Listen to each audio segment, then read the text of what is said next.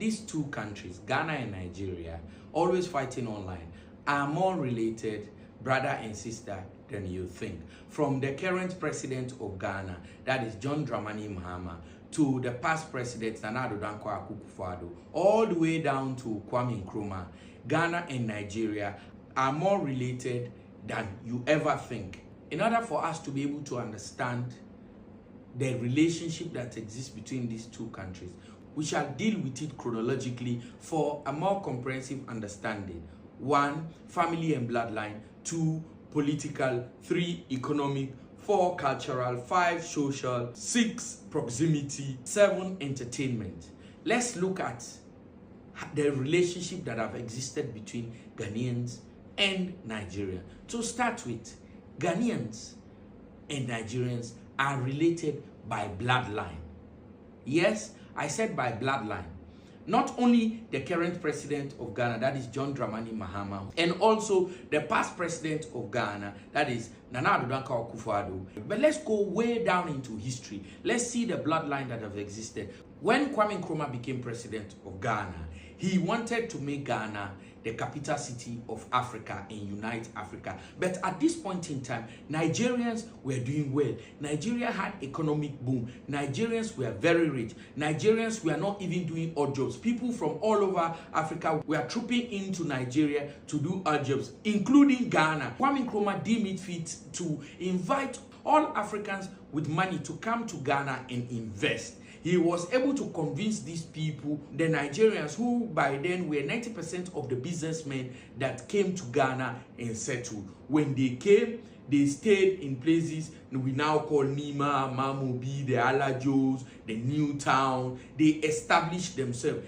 And there was a strong Nigerian community and presence in Ghana. Most of the Nigerians that came were Yorubas and Hausas.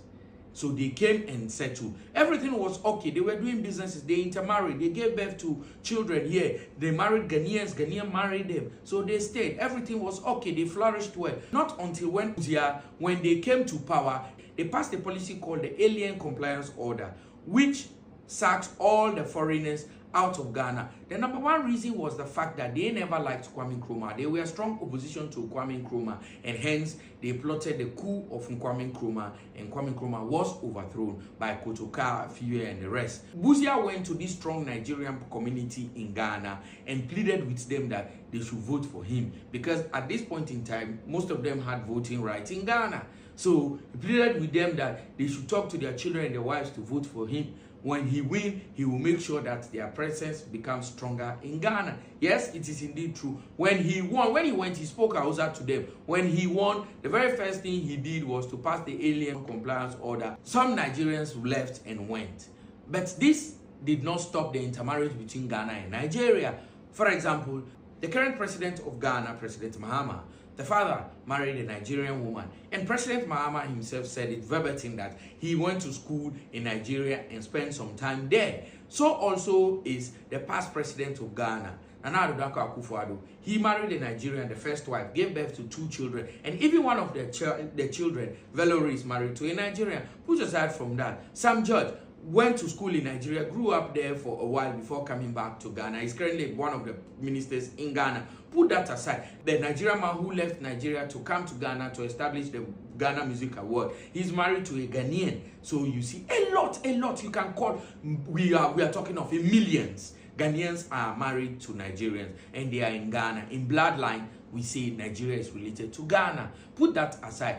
Politically, Nigeria and Ghana are so related that they've been helping one another. For example, when Ghana went hippie, President Kufuor ran to Nigeria, pleaded with Obasanjo to make sure that Ghana had enough gas for electricity and all that. Obasanjo did not only support us in making sure that we had gas and our electricity was stable, but also he helped us in buying cars for our police in order for the security to be stable. Yes, indeed. Hence, that is the reason why the road from 37 all the way to Achimota Forest is named after Obasanjo. It is called the Olusegun-Obasanjo Highway. Yes, because of the political ties these two countries enjoy.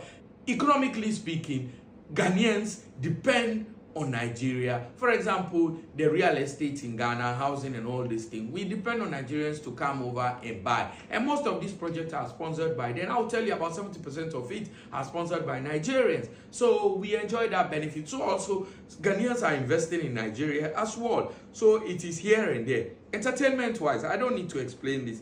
You realize there has been collaboration between that of Ghana and Nigeria, way down to Ghana Music Award, which is established by a Nigerian in Ghana. You realize that Ghanaians, we collaborate with the Nigerians, we push ourselves, regardless of the troll that is ongoing. That has nothing to do with us. Culturally speaking, we share a lot in common. The cultures are similar. You know, we are Africans. We all dance to the music. Some of the foods are similar. You know, some tribes in Ghana came from Nigeria as well. Not just the Hausas, you know, the Nima, Mamobi, the Alajo, Newtown, you name it, Medina, Ashaiman, but also the Gans are said to have migrated from Nigeria. So there is this strong tie between the Gans and the Nigeria. Yes, there is so much between Ghana and Nigeria.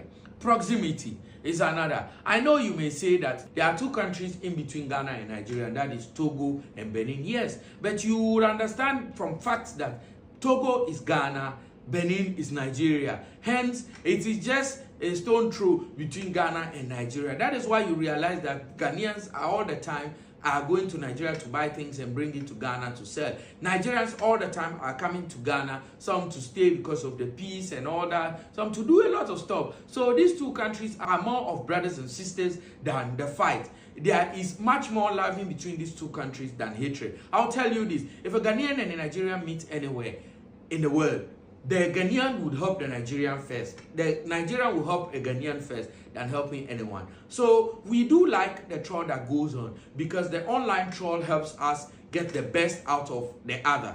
You know, Nigerians tease Ghanaians, Ghanaians tease Nigerian. This is good. And we are happy that's the way it is going. I do understand there are issues sometimes we get to talk about. For example, in Ghana, like some of the robberies that happen that mostly they say it's Nigerian. We all understand that Nigerians do a lot of good in Ghana than bad. I will tell you, they do about 99% good than bad. But you know, these few who comes and do the bad, it will fly. So also in Nigeria, a bad news about Ghana flies more than the good news. Yes. So, but all said and done, they are more of brothers and sisters than enemies online.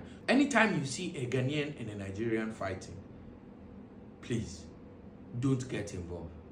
Just turn away and go, because you would become the third person in that particular feud that is going on, because they always find ways and means of enjoying each other's company.